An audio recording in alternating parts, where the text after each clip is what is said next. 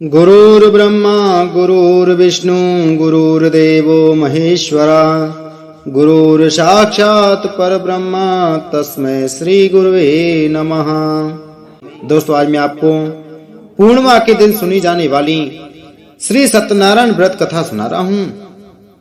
दोस्तों, जिसे सुनने मात्र से ही आपकी हर मनोकामना पूरी होगी। सत्यनारायण व्रत कथा सुनने मात्र से भगवान श्री सत्यनारायण अपने भक्तों पर अटूट कृपा बरसाते हैं। दोस्तों, आज पूर्णिमा के दिन सत्यनारायण व्रत रखा जाता है। सत्यनारायण व्रत को हर मनुष्य को करना चाहिए, क्योंकि जो मनुष्य सत्यनारायण का व्रत करते हैं, सत्यनारायण स्वामी उनकी हर मनोकामना पूरी करते हैं। दोस्तों, जो सत्यनारायण व्रत को नहीं रख पाते, वह भक्त सिर्फ सत्यनारायण व्रत कथा को ही सुने। यदि वे सत्यनारायण व्रत कथा को सुनते हैं, तब भी श्री सत्यनारायण स्वामी उनकी हर मनोकामना पूरी करते हैं। श्री सत्यनारायण व्रत कथा प्रथम अध्याय। एक समय नैमी सारण तीर्थ में सौनक आदि 88,000 ऋषियों ने श्री सूत जी से पूछा, हे प्रभु, इस कलयुग में वेद विद्या रहित मनुष्यों को प्रभु भक्ति किस प्रकार मिलेगी तथा उनका उद्धार कैसे होगा? इसलिए हे मुनि, कोई ऐसा तप कहिए जिससे थोड़े समय में पुण्य प्राप्त होवे तथा मनवांचित फल मिले। वह कथा सुनने की हमारी इच्छा है। सर्वशास्त्र ज्ञाता श्री सूत जी बोले, हे वैष्णव में पूज्य, आप सबने प्राणियों के हित की बात पूछी है। अब मैं उस श्रेष्ठ व्रत को आप लोगों से कहूँगा जिस व्रत को नारद जी ने लक्ष्मी नारायण से पूछा था और लक्ष्मीपति ने मुनि श्रेष्ठ नारद से कहा था। सो ध्यान से सुनो। एक समय योगीराज नारद जी दूसरों के हित की इच्छा से अनेक लोकों में घूमते हुए मृत्यु लोक में आ पहुंचे। यहाँ अनेक योनियों में जन्मे हुए प्राय सभी मनुष्यों को अपने कर्मों द्वारा अनेक दुखों से पीड़ित देखकर सोचा, किस यत्न के करने से निश्चय ही प्राणियों के दुखों का नाश हो सकेगा। ऐसा मन में सोचकर विष्णु लोक को गए। वहाँ श्वेत वर्ण और 4 भुजाओं वाले देवों के इष्ट नारायण को देखकर, जिनके हाथों में शंख चक्र गदा और पद्म थे तथा बरमाला पहने हुए थे, स्तुति करने लगे, हे भगवान, आप अत्यंत शक्ति से संपन्न हैं। मन तथा वाणी भी आपको नहीं पा सकती। आपका आदि मध्य अंत नहीं है। निर्गुण स्वरूप सृष्टि के आदि भूत व भक्तों के दुखों को नष्ट करने वाले हो, आपको नमस्कार है। नारद जी से इस प्रकार की स्तुति सुनकर विष्णु भगवान बोले, हे मुनि श्रेष्ठ, आपके मन में क्या है? आपका किस काम के लिए आगमन हुआ है? निसंकोच कहो।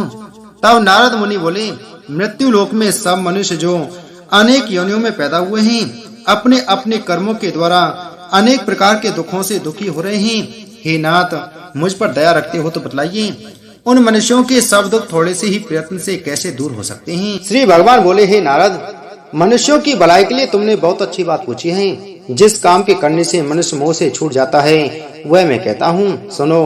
बहुत पुण्य देने वाला स्वर्ग तथा मृत्यु लोक दोनों में एक दुर्लभ उत्तम व्रत है। आज मैं प्रेम वश होकर तुमसे कहता हूँ, सत्यनारायण का यह व्रत अच्छी तरह विधि पूर्वक करके मनुष्य आयु पर्यंत यहाँ सुख भोग कर मरने पर मोक्ष को प्राप्त होता है।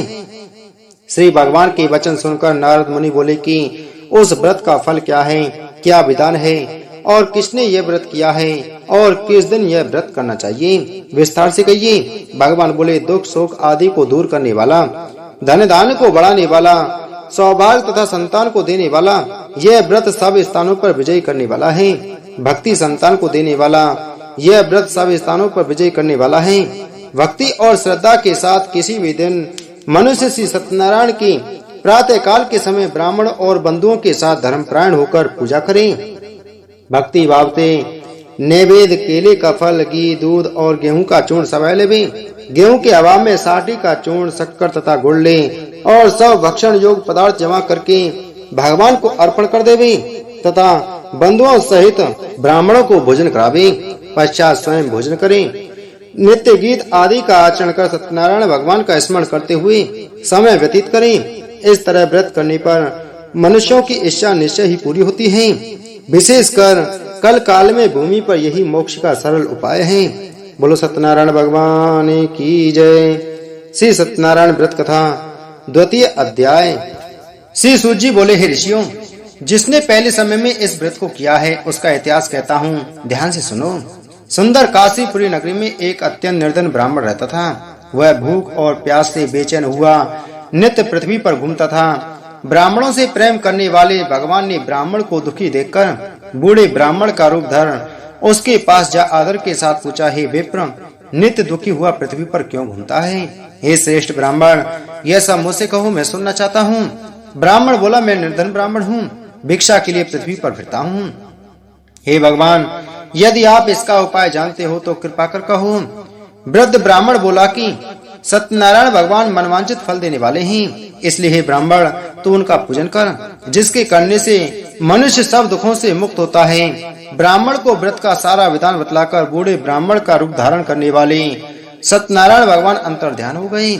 जिस व्रत को वृद्ध ब्राह्मण ने बतलाया है, मैं उसको करूंगा। यह निश्चय करने पर उसे रात में नींद भी नहीं आई। वह सवेरे उठ सत्यनारायण भगवान के व्रत का निश्चय कर भिक्षा के लिए चला। उसको भिक्षा में बहुत धन मिला, जिससे बंधु बांधवों के साथ उसने सत्यनारायण का व्रत किया। इसके करने से वह ब्राह्मण सब दुखों से छूटकर अनेक प्रकार की संपत्तियों से युक्त हुआ।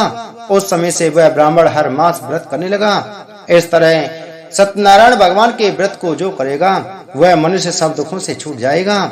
इस तरह नारद जी से नारायण का कहा हुआ व्रत मैंने तुमसे कहा। हे विप्रो, मैं अब और क्या कहूँ?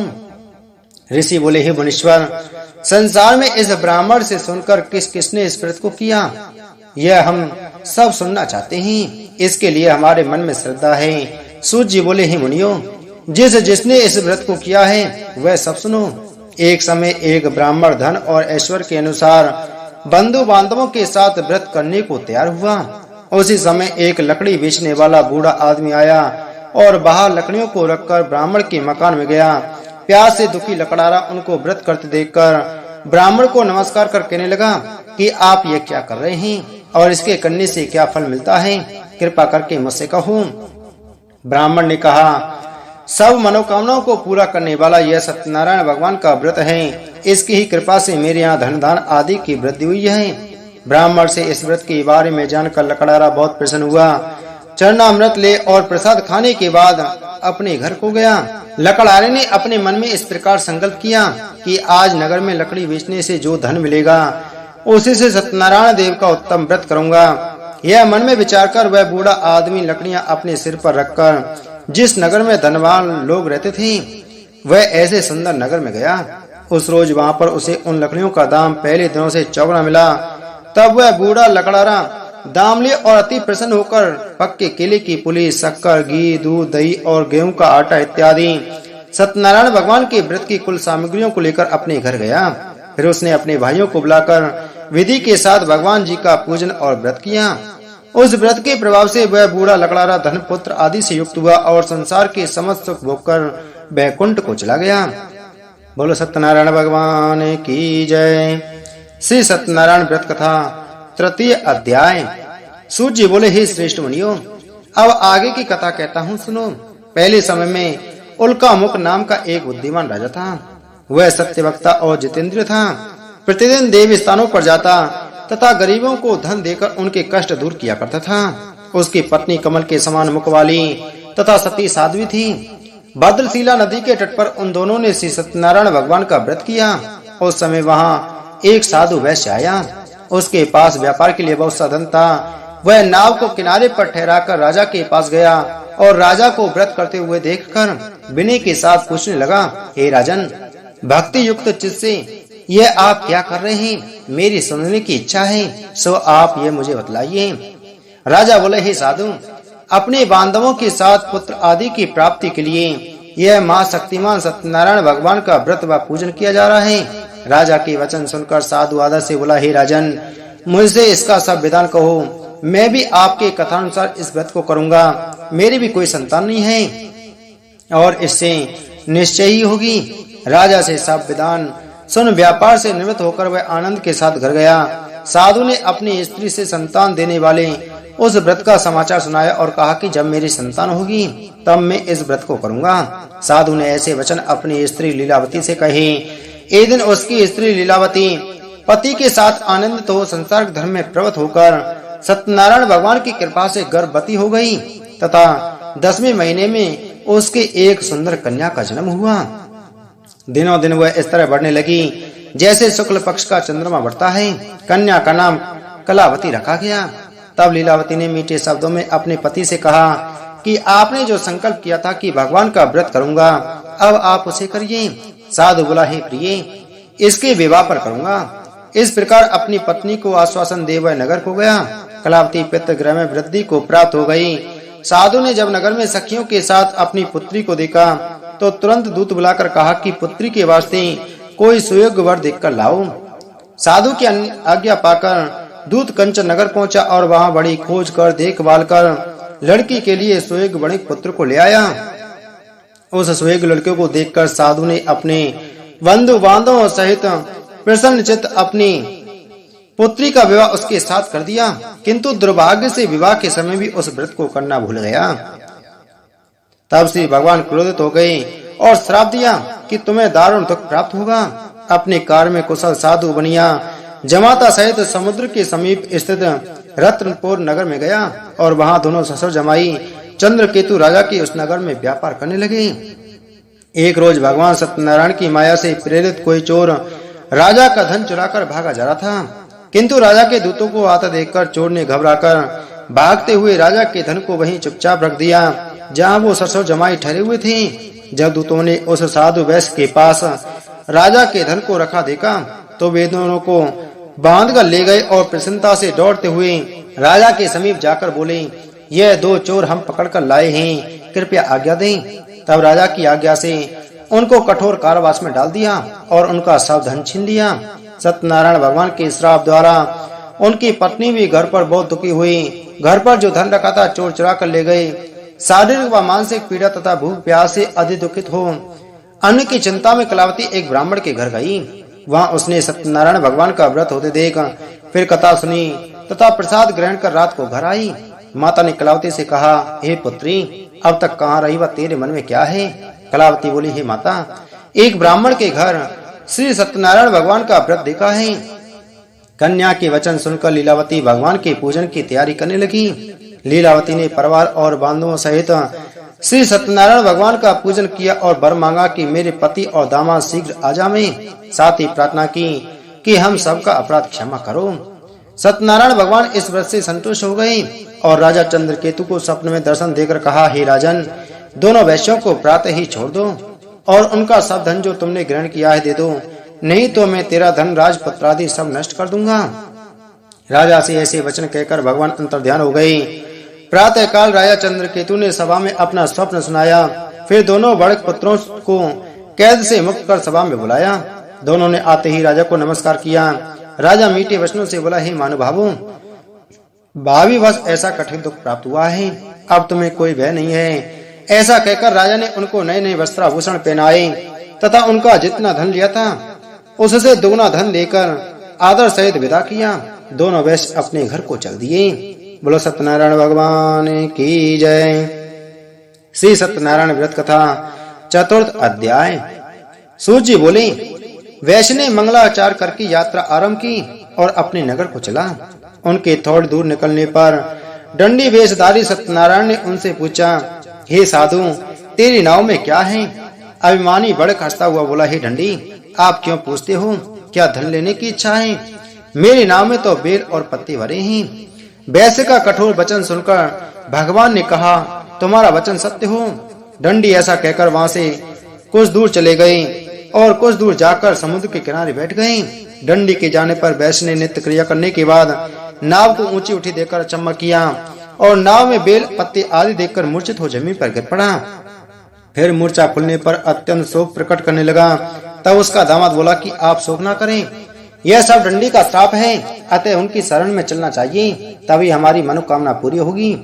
दामाद के वचन सुनकर साधु बड़क दंडी के पास पहुंचा और अत्यंत भक्ति भाव से नमस्कार करके बोला, हे भगवान, आपकी माया से मोहित ब्रह्मा आदि आपके रूप को नहीं जानते, तब मैं अज्ञानी कैसे जान सकता हूँ? आप प्रसन्न होइए, मैं सामर्थ्य के अनुसार आपकी पूजा करूंगा। मेरी रक्षा करो और पहले के समान नौका में धन भर दो। उसके वक्तव्य वचन सुनकर भगवान प्रसन्न हो उसकी इच्छा अनुसार वर देकर अंतर्ध्यान हो गए। तब उन्होंने नाव पर आकर देखा कि नाव धन से परिपूर्ण है। फिर वह भगवान सत्यनारायण का पूजन कर साथियों सहित अपने नगर को चला जब अपने नगर के निकट पहुंचा तब दूत को घर भेजा। दूत ने साधु के घर जा उसकी स्त्री को नमस्कार कर कहा कि साधु अपने दामाद सहित इस नगर के समीप आ गए हैं। ऐसा वचन सुन साधु की स्त्री ने बड़े हर्ष के साथ सतदेव का पूजन कर पुत्री से कहा, मैं अपने पति के दर्शन को जाती हूँ, तो कार्य पूर्ण कर शीघ्र आना। माता के ऐसे वचन सुनकर कलावती प्रसाद छोड़कर पति के पास गई। प्रसाद की आज्ञा के कारण सतदेव ने रुष्ट हो उसके पति को नाव सहित पानी में डुबो दिया। कलावती अपने पति को न देखकर रोती हुई जमीन पर गिर गई। इस तरह नौका को डूबा हुआ तथा कन्या को रोता हुआ देखकर साधु दुखित हो बोला, हे प्रभु, मुझसे या मेरे परिवार से जो भूल हुई है उसे क्षमा करो। उसके दीन वचन सुनकर सतदेव प्रसन्न हो गए और आकाशवाणी हुई, हे साधु, तेरी कन्या मेरी प्रसाद को छोड़कर आई है, इसलिए इसका पति अदृश्य हुआ है। यदि वह घर जाकर प्रसाद खाकर लौटे तो इसे पति अवश्य मिलेगा। ऐसी आकाशवाणी सुनकर कलावती ने घर पहुंचकर प्रसाद खाया, फिर आकर पति के दर्शन किए। तत्पश्चात साधु ने बंधु बांधवों सहित सतदेव का विधि पूर्वक पूजन किया। उस दिन से वह प्रत्येक पूर्णिमा को सत्यनारायण भगवान का पूजन एवं कथा करने लगा। फिर इस लोक का सुख भोगकर अंत में स्वर्ग लोक को चला गया। बोलो सत्यनारायण भगवान की जय। श्री सत्यनारायण व्रत कथा पंचम अध्याय। सूत जी बोले, हे ऋषियों, मैं और भी कथा कहता हूँ, सुनो। प्रजा पालन में लीन तोगध्वज नाम का एक राजा था। उसने भी भगवान का प्रसाद त्याग कर बहुत दुख पाया। एक समय वन में जाकर वन्य पशुओं को मारकर बढ़ के नीचे आया। वहाँ उसने ग्वालों को भक्ति भाव से बांधवों सहित सत्यनारायण जी का पूजन करते देखा। राजा देखकर भी अभिमानवश वहाँ नहीं गया और न ही नमस्कार किया। जब ग्वालों ने भगवान का प्रसाद उसके सामने रखा तो वह प्रसाद को त्याग कर अपनी सुंदर नगरी को चला। वहीं उसने अपना सब कुछ नष्ट पाया तो वह जान गया कि यह सब भगवान ने किया है। तब वह विश्वास कर ग्वालों के समीप गया और विधि पूर्वक पूजन कर प्रसाद खाया तो सतदेव की कृपा से पहले जैसा था वैसा ही हो गया। फिर दीर्घ काल तक सुख भोग कर मरने पर स्वर्ग लोक को चला गया। जो मनुष्य इस परम दुर्लभ व्रत को करेगा, भगवान की कृपा से उसे धन धान्य की प्राप्ति होती है तथा सब मनोरथ पूर्ण होकर अंत में वैकुंठ धाम को जाता है। जिन्होंने पहले समय में इस व्रत को किया, अब उनके दूसरे जन्म की कथा कहता हूँ। वृद्ध सतानंद ब्राह्मण ने सुदामा का जन्म लेकर मोक्ष को पाया। उल्का मुख नाम का राजा दशरथ होकर वैकुंठ को प्राप्त हुआ। साधु नाम के वैश्य ने मूरध्वज बनकर अपने पुत्र को आरे से चीरकर मोक्ष को प्राप्त किया। महाराज तुगंध्वज ने स्वयंभू होकर भगवान में भक्ति युक्त कर्म कर मोक्ष प्राप्त किया। इति श्री सत्यनारायण व्रत कथा संपूर्णम। बोलिए सत्यनारायण भगवान की जय।